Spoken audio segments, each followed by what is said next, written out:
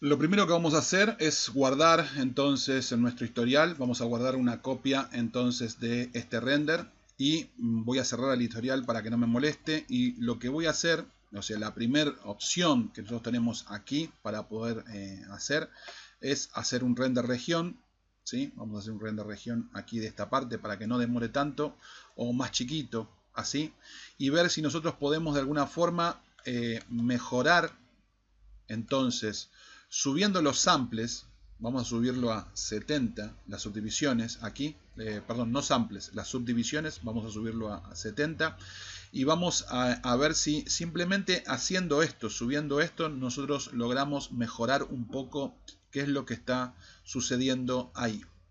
Bien, si bien no se nota una pequeña mejoría, las manchas siguen estando. Y va a costar mucho sacar estas manchas de este lugar, porque es específicamente el problema que tiene el motor. Lo que podríamos hacer es ajustar un poquito más esto y ver si colocando esto, configurándolo con mejor calidad, ¿sí? Nosotros podemos mejorar un poco más la escena.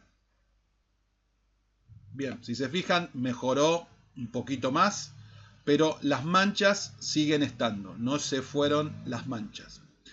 Lo que podríamos hacer a este punto es subir todavía aún más esto, ¿sí? Vamos a subirlo más, vamos a poner 100 y probar con 100. Estamos yendo, o sea, estamos, como me gusta decir a mí, afinando el lápiz, ¿no? Estamos, eh, ¿cómo decirlo? Estamos metiéndonos en un terreno donde ya normalmente para lo que yo utilizo Irradiant Map ya deja de ser tan útil. O sea, ¿cuál es la idea de usar Irradiant Map? O sea, ¿por qué utilizaría yo Irradiant Map? Porque quiero tener un resultado rápido. Cuando yo empiezo a tocar todo esto, cuando empiezo a meterme a ajustar valores y a subir la calidad del render para evitar que el render me muestre algún problemita que exista en la imagen, me estoy metiendo en problemas, o sea, me estoy metiendo en extender los tiempos de render.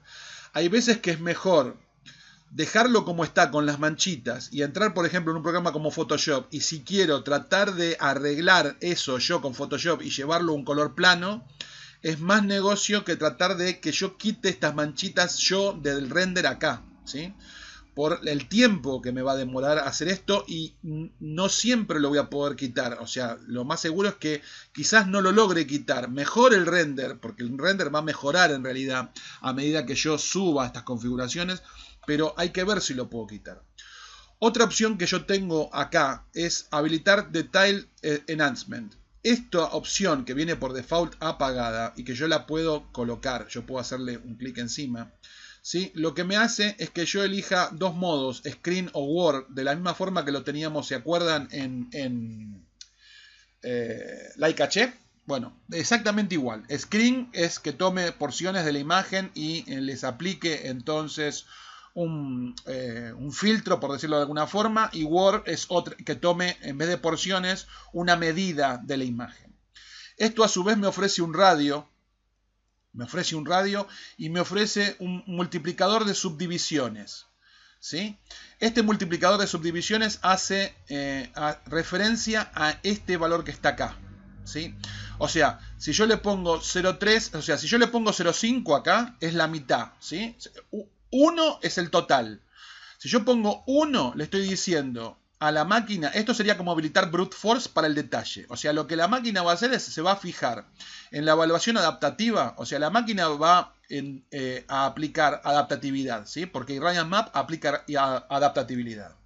Donde el nivel de detalle no sea alto, la máquina va a usar Irradiant Map. Pero donde el nivel de detalle sea alto, la máquina va a usar brute force. Esto es lo mismo que si nosotros pusiéramos el motor de brute force.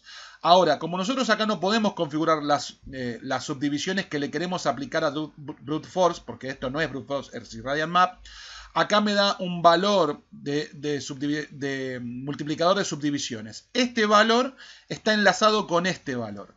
Si yo acá le pongo que es 0,5, le estoy diciendo que la mitad de este valor, o sea 50, sean la cantidad de subdivisiones que aplique en esta escena.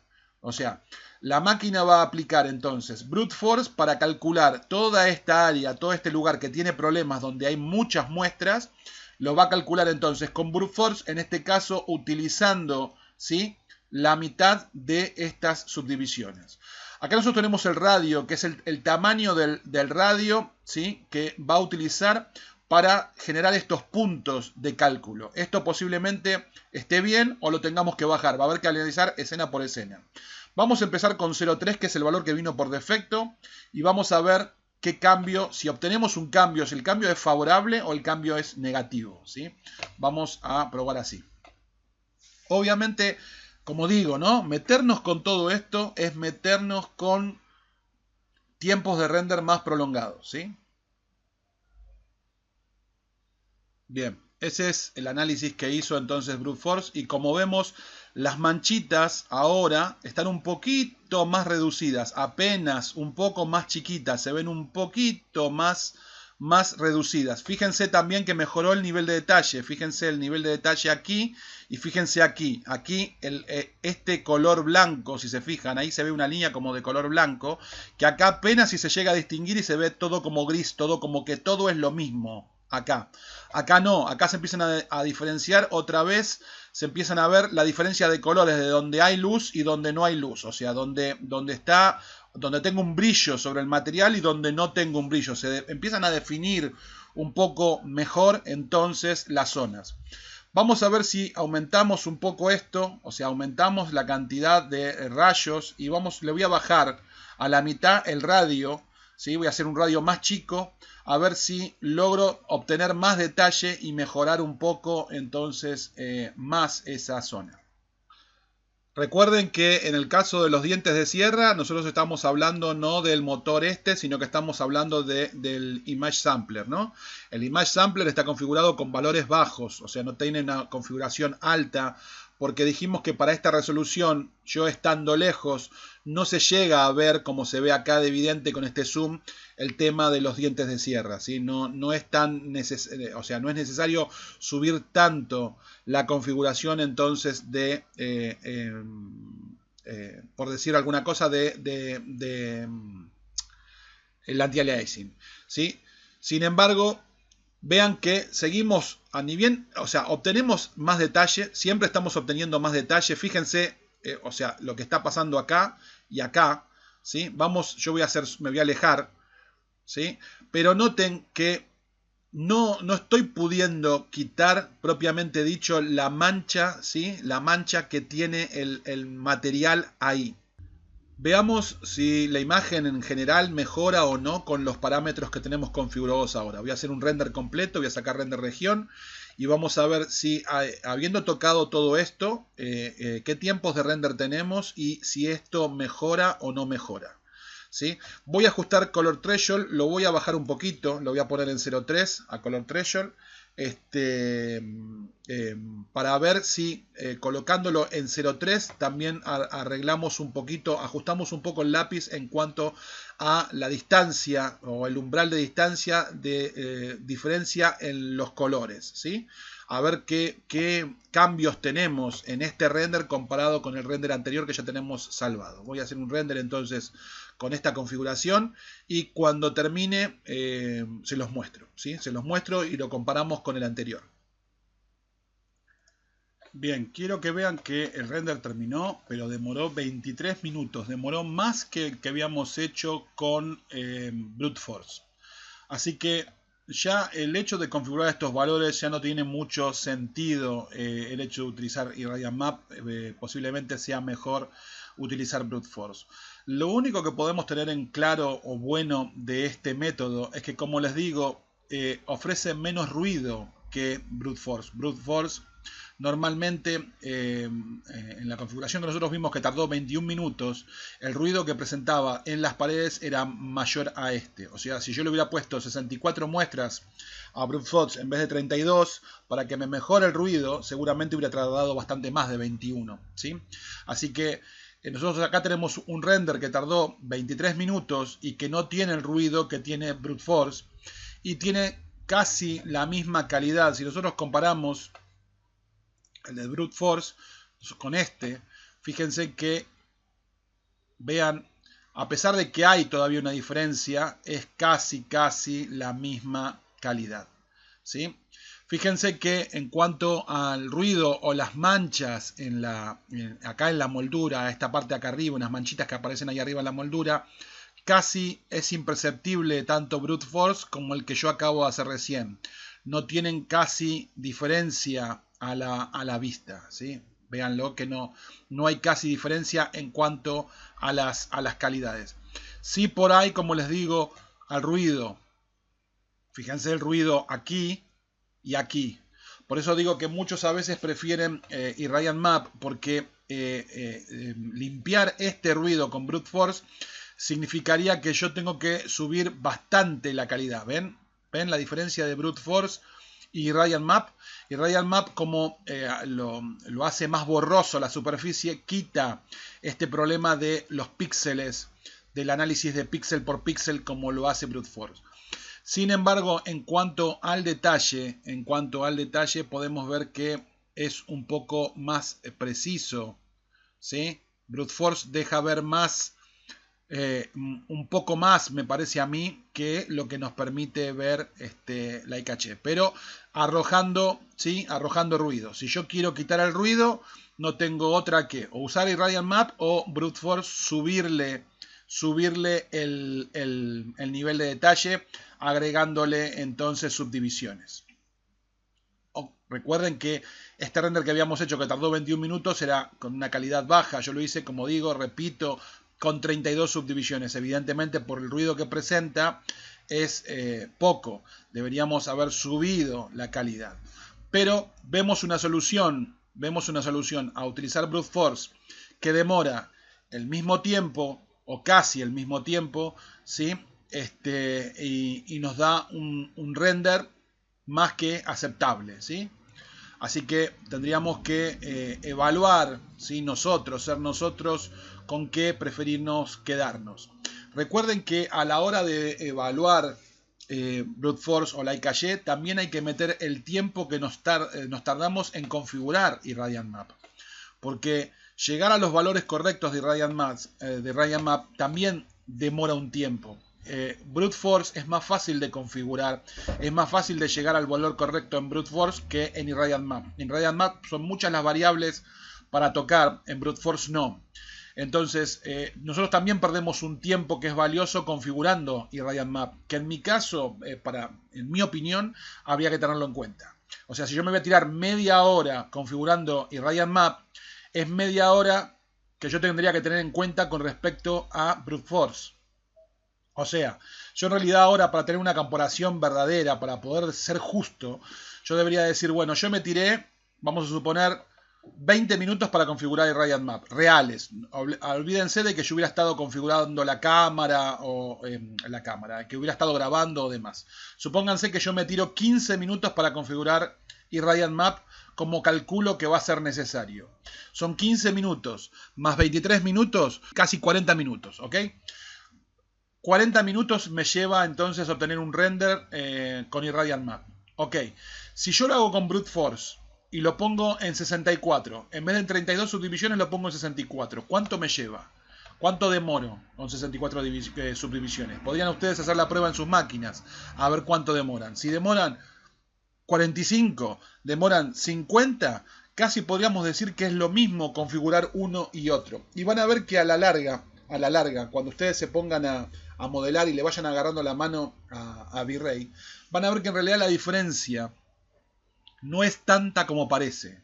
O sea, la diferencia no es tanta como parece. Por ahí en un render final, en una calidad alta, en una calidad de no 800x600, sino en una calidad muchísimo más alta, la diferencia pueda llegar a ser una hora. O sea, si estamos hablando de una calidad de 3000 píxeles, ¿sí? 3000 por X, 3000 por 3000, 3000 por 2500, ¿sí? Por ahí, en ese tipo de calidades, la diferencia entre Brute Force y Irradiant Map es, supónganse, una hora de tiempo entre uno y otro.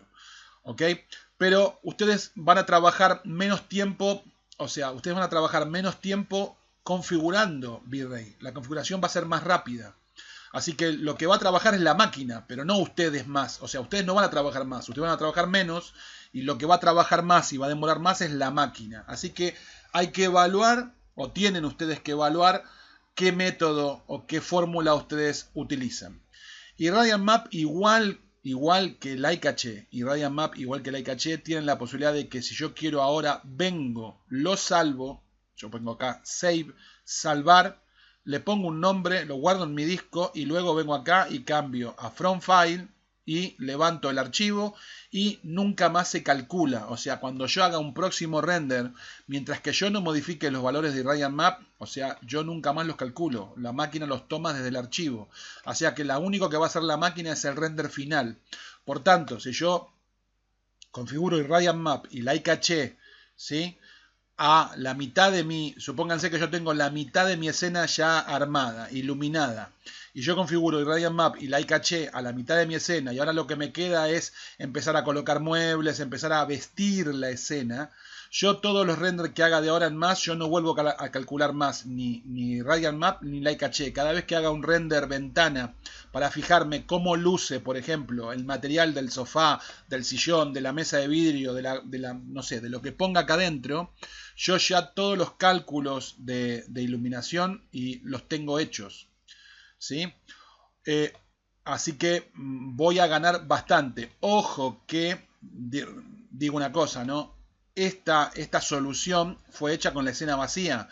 Cuando ustedes apliquen muebles, coloquen cosas, esas cosas van a, en realidad, modificar la iluminación en la escena. ¿Sí? Recuerden que cuando ustedes ponen un objeto acá, ese objeto, la luz le va a pegar, va a rebotar, o sea, la luz va a tener comportamientos diferentes. Obviamente, si ustedes lo hacen, a Radiant Map lo hacen con la escena vacía y después le empiezan a poner muebles, de todas formas, al final van a tener que volver a hacer un render completo con Radiant Map, ¿sí? Porque no es lo mismo que la escena esté vacía que tenga los muebles. Ustedes van a querer ver qué pasa entonces con este cálculo, con esta solución, cuando ustedes le colocan cosas adentro. Ustedes ahora no tienen ruido en la escena en cuanto a la escena que tienen ahora, pero por ahí cuando generen un material y coloquen un material acá X, ese material requiera que ustedes le suban las subdivisiones para que ese material no genere ruido. El material no genere ruido, no la escena. Ustedes ya saben que en su escena no tienen ruido. En la escena hoy, ahora, en este momento, no hay ruido. No hay ruido en las paredes, no hay ruido en ningún lado. Eso no quita que cuando ustedes generen un material, el material que ustedes generan traiga ruido, ¿sí? Que ya vamos a ver cuando estemos hablando de los materiales, que los materiales tienen también subdivisiones. O sea, los materiales, en base al comportamiento que tienen o cómo están creados, también tienen la posibilidad de que nosotros les subamos las subdivisiones. Otro tema a tener en cuenta muy importante es que a veces el ruido lo tenemos en las luces. Las luces, como bien saben, así como vimos el sol, si ustedes van al sol a Environment, nosotros en Environment, ¿sí? Si venimos acá, recuérdense que ustedes acá tenemos subdivisiones, que hacen referencia a las sombras, pero tenemos subdivisiones. Si nuestra luz nos presenta ruido acá, si esta luz que está en un primer plano se ve acá adelante, se ve toda mal, con ruido acá, tiene que ver con las subdivisiones. Así que siempre que agreguen una luz, también tienen que tener en cuenta el ruido que les puede estar presentando esa luz dentro de su escena. O sea, ustedes tienen ruido creado por los materiales, tienen ruido por la iluminación, tienen ruido que es propiamente de los motores de render, o sea, del motor primario o el secundario a la hora de calcularse, tienen ruido que son propios de los materiales, ¿sí? Así hay un montón de cosas que generan ruido en la escena y ustedes tienen que aprender a evaluar cómo encontrar qué es lo que está generando el ruido y cómo solucionar el problema, ¿sí? Así que la práctica va a ser al maestro, como dice el dicho, ¿no? Hay un dicho acá en la Argentina que es la práctica hace al maestro y esto es tal cual. Ustedes a medida que se vayan encontrando con diferentes situaciones a lo largo de su carrera, van a ir encontrando cómo solucionarlas. Recuerden que, como dato, como a tener en cuenta de entrada, es que las subdivisiones siempre tienen que ver con la calidad y los tiempos de render, pero que pocas subdivisiones representan problemas en el render. O sea, tener pocas subdivisiones significa tener ruido en el render o que el material o la luz no se comporte como ustedes esperan que se comporte. Ahora, siempre La idea es mantener los valores lo más bajo posible. Porque si no, a todo le pongo 32 subdivisiones y está todo genial. Yo vengo a todos los materiales, le pongo 32 subdivisiones, vengo a todas las luces, les pongo 32 subdivisiones, pero lo que estoy haciendo con eso es que mi tiempo de render, en vez de ser 23 minutos, sea 1 hora. ¿Sí? Entonces, siempre a tener en cuenta la calidad versus el tiempo. ¿Ok? Nos vemos en un próximo video. Chau, chau.